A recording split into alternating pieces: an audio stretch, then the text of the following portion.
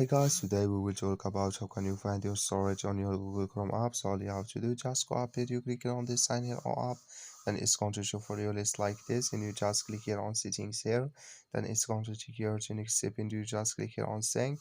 then you go to next window here, you go down, you click here on Google Activity Controls, then it's going to take you to next step here, and just go down, then you click here on say all activity controls, then it's going to take you here, you just keep going down here down, you click here on Google, go to your Google account, you will click, then it's going to take you to next step here, and you just go up here, you swipe right here, and you click here on payments and subscriptions here, then you go to next step here, you go down, and you click it, you come here to account storage, you click here on minute storage. So in here you will find all about your storage here.